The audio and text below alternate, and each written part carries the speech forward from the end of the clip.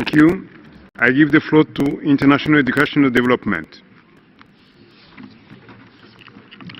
Thank you, Mr. Vice President. International educational development continues to be very preoccupied by the genocidal situation of the Hmong peoples in the Lao People's Democratic Republic, with government authorities engaging in extreme persecution.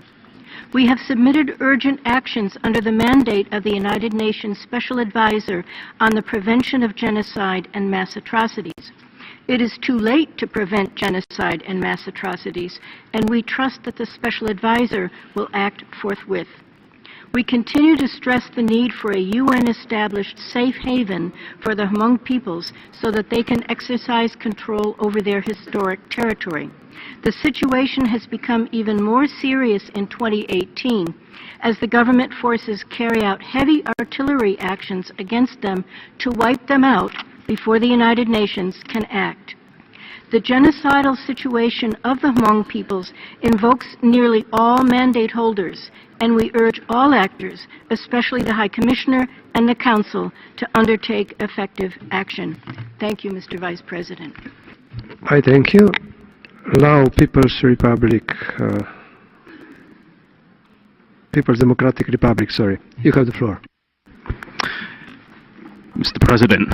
my delegation would like to exercise the rights of reply in response to the International Education Development Organization concerning its repeatedly groundless allegation,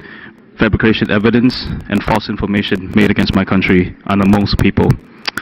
Mr. President, the Lao PR has 49 ethnic groups who have lived in harmony since ancient time. The Lao government pursues a policy of solidarity and equality amongst all ethnic groups consistently. On the basis of national unity, every ethnic group has equal rights under the law, with the rights to protection and to promotion of their respective traditions and cultures. The government implements all measures necessary to improve and raise the development level, aims at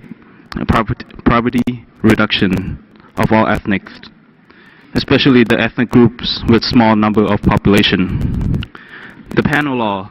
prohibits all acts of ethnic discrimination and division, barriers to participation, exclusion, or selectivity based on ethnicities are all considered punishable crimes under Article 66, 176 of the Panel Law of the LAPDR. Mr. President, the situation of Hmong people who lives in Phu Biay area raised by the International Educational Development Organization is absolutely false, as there is no military action, no blockades to food sources, and certainly no destructions of structures. We have expressed this to the concerned organization and would like to reiterate that there is no discriminations, as every Lao citizen has equal rights before the law. In addition to the Phu Biay area, is recognized by the government as the development site, as many projects of both private and public sectors are in place, in which have created jobs opportunities and securities to the people who reside in the area. In conclusion, Mr. President, to prevent misunderstanding in this council, my delegation would strongly urge that the mentioned NGO should prove the facts and set the real situation on the ground, rather than quoted information from the unreliable source. I thank you, Mr. President. I thank you, sir. We continue with international education and development. Thank you, Mr. President. We set out two elements of racist regimes out of those that we have proposed before.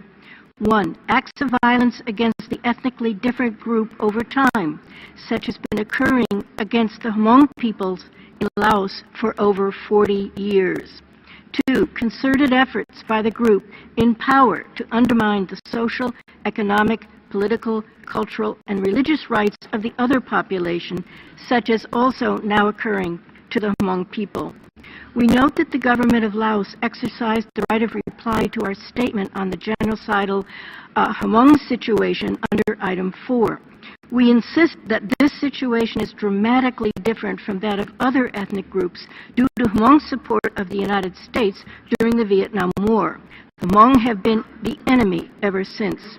We have submitted our concerns to the Special Advisor on the Prevention of Genocide and Mass Atrocities and hope that he, the Council's Rapporteur on Racism, and the Council as a whole will respond urgently to the Hmong crisis. 内容里呢，那后 human rights process 嘛，好啊 UN process 那嘛，UN process 都叫啊 human rights issue，一到 UN 那么那么都有 issue， 等问题都是嘛，被嘛被查啊，你被考试那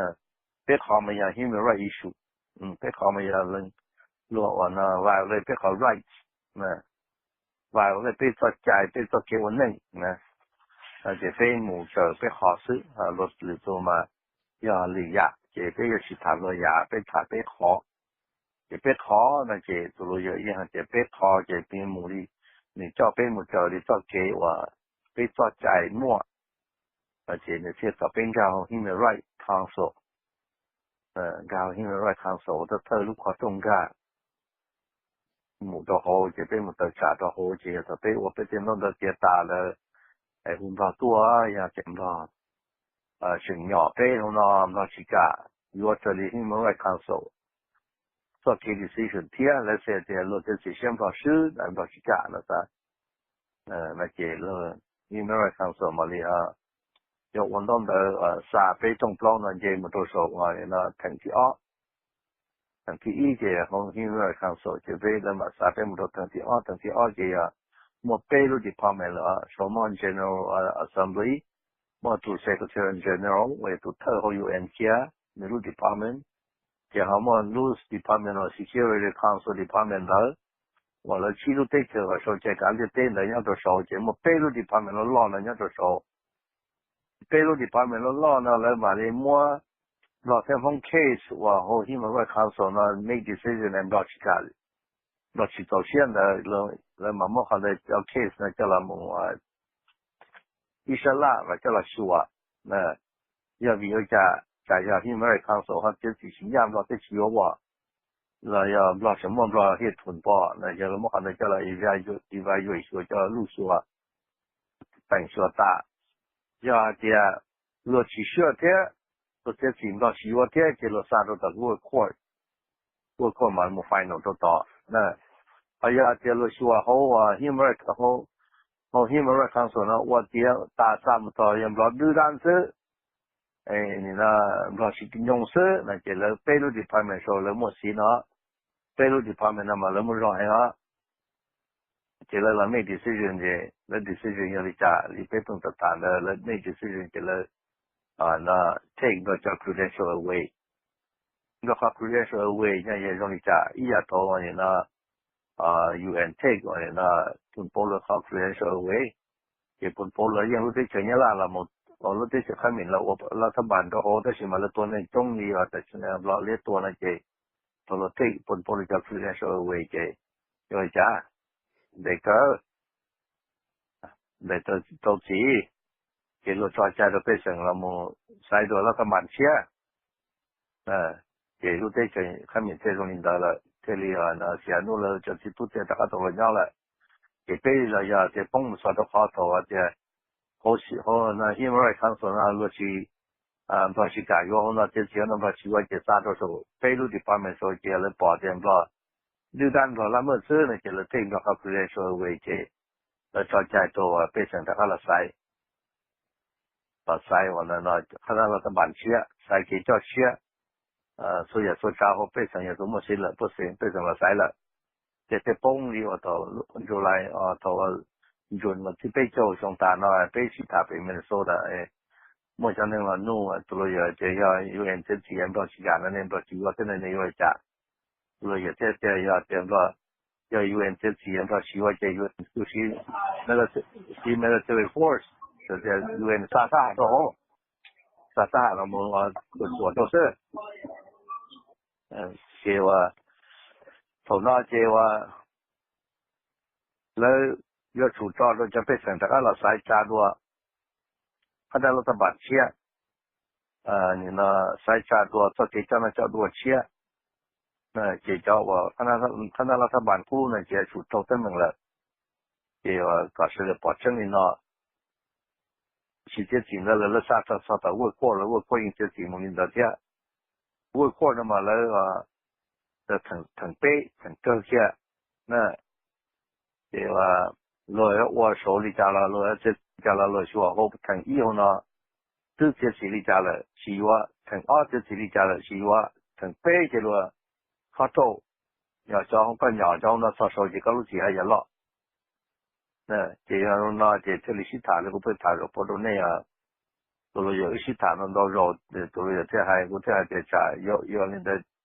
有容易家，就都有这I don't think the long government are stupid，which is out there 了管到多。和 Human Rights Council 那样的 Human Rights Council 接起中朝天梦打了老有希望，那是蛮老有希望 I don't think so。老人要好了接起了，这老人去多呢，老人可以话，到这了希望呢，也少说了以后都这么老上的，那老一包的人家都说看了，还也都这么老着呢，后来路都接起了，这个经济不少，到这那家登门呢，门通了。这叫来谈了，叫 evidence 呢，走通了。点说没说了，我因什么谈见的呢？按照要做差不多选节目说讲到成都证明了啥？那以后那路这几件那可以我是，但现在有现在要地头，个内啥？按照嘛路内，就那 Human Rights Council 要在那家朋友都啥的，都是用了路头的那都啥的。做了有了要弄掉了那么背啥，也背啥，也背着俺们他们老娘，你知道吗？路背，也背着孬背起啥呢？多背多不就得了上了，老人多没去包的背能力多背的这是，弄了背多不弄了背什么啥？可能我说讲这了都中到这背呢是背起个差背起个路，也有人包的原来家。在他们chế độ này không? Hiện tại hay sao? Hiện tại chỉ cả cái sĩ tua chỉ UN tua thế, UN cho thành ra thế, làm đi sau đấy, nó sĩ tua này, nó sĩ làm lo cho sĩ UN sa thành vậy thế, thì nó chỉ đi trả là, mình thì nó đại học phía bên bảo sĩ chân thì nó tụi nó hiện tại ta luôn thì nó được bây giờ, chỉ là chỉ share chỉ cũng我护士的可是的了，某某给工队，那需要一样的我，你呢被成要我母晒，我的梦还啊，就长度底物了要老那底物了，要长度底那了要老那底那呢，都些我母晒，硬的呢，中高的呢，你需要的呢，高还是也必须要我们做好这些应了是。那这用这学这有时的这个第二，这一切这是的保证的呢，是当照不要他都走，是保证之后呢叫 process 那是让这专门上一条到他这个啥的有找个的写这个老友这来，doctor 这来，这也可以这我叫到那里保他的那叫么做人大做一杯大那，今天在那上晒股这喽。从啥子都有这路，不要，我这次我的一天还要假如有那有这路，我打过这还会叫路这路有那在那，像弄的被多的在那就不买那，那体温被多的在那路有那这点了，给门人被红了在那是被说在路加被都包打呢，这些人呢这，放到也好被么给这些还这个地那么也叫 process， 那到 UN 还做 human rights 还做 fake case，fake case 呢就唔做做梦，这呢就做了有梦，我就等唔做做梦就能做背个事，就背一做做背可能是背起当กัน冇包到你大家你做落地里我哋呢背起当กัน包到就呢背还是好 human right 要做背，那就背到家就背多了背就背冇领导。是啊，加油！不印度们能到在这，也这些呢就本来也这些呢能到在这，这些各种包药和对接都有，莫可能叫了还是你呢梦都是只被端的对了呢，这个对，被我了希望是呢，被我也被需要是，需要也应中高也梦到梦是指的，哎呀被需要被年外年前给梦都是指了知道了呢，对指帮到帮听呢，那是啦，找他那这个对。